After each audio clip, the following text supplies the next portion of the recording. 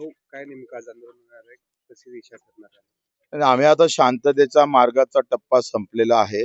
आता जर सरकारनं दखल जर घेतली नाही तर काही होऊ शकतं. म्हणजे त्याचा अंदाज लागू शकत नाही. आम्ही त्रिशूल घेऊनही चालणार आहोत.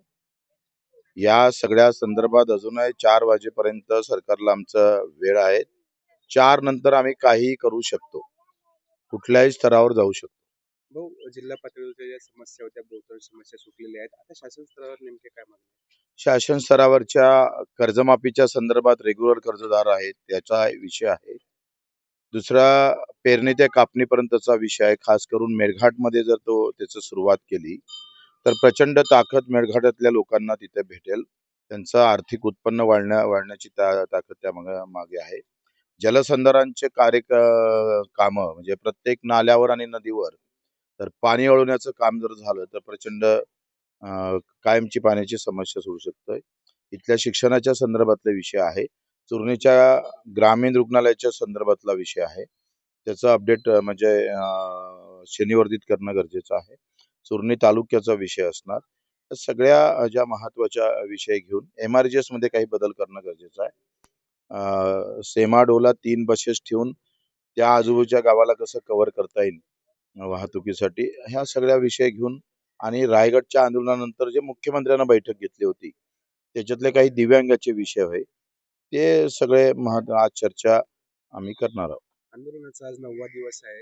महाराष्ट्राचे मंत्री अथवा राज्याचे पालकमंत्री कुणाशी काही बोलणं झालं फोनवर? पालकमंत्री मला वाटते बावनकुळे ते इराणच्या युद्धात व्यस्त आहे. त्यांना इकडे वेळ भेटला नाही. मला असं वाटतं का एवढा निर्दयी माणूस मी अजूनही आयुष्यात पाहिला नाही. पालकमंत्री असताना साधा एखादा फोन, त्याची विचारपूस, त्यांना असं वाटतं इथला आदिवासी, इथला गवळी समाज, इथला भलई समाज मेला तरी चालते, यांना आंदोलन करू द्या, यांच्यावर गुन्हे दाखल करा, अशी एकंदरीत भूमिका पालकमंत्र्याची दिसते. त्यांना एकंदरीत याच्यात राजकारण करायला पाहिजे नव्हतं. आम्ही पुऱ्या दौऱ्यामध्ये कधीही कोणत्याही राजकीय पक्षावर बोललो नाही किंवा सरकारवर बोललो नाही, परंतु ते आता बोलण्यास भाग पडत आहे. पालकमंत्र्याला वेळ भेटू नये एवढी राजकारण करण्यात इथे पिण्याचं पाणी भेटत नाही. साधा आज इथे पाहतो का सलोना चिखलदऱ्याहून 16 किलोमीटरवर आहे. इथे पाण्याची अवस्था पाहिली तर अत्यंत बिकट आहे.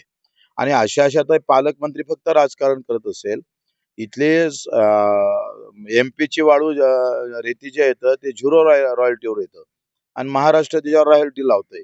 मग तुम्हाला चंद्रपूरची रेती इथं आणायची आहे का? पालकमंत्र्याला वेळ भेटू नये याचंच नवल वाटतं.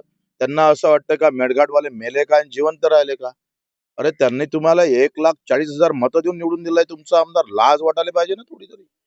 बच्चू कडूंची जी गांधीगिरी होती ती आता संपलेली आहे. भगतसिंग बिल्कुल संपली. अब त्रिशूल लेके झगड़ा होगा.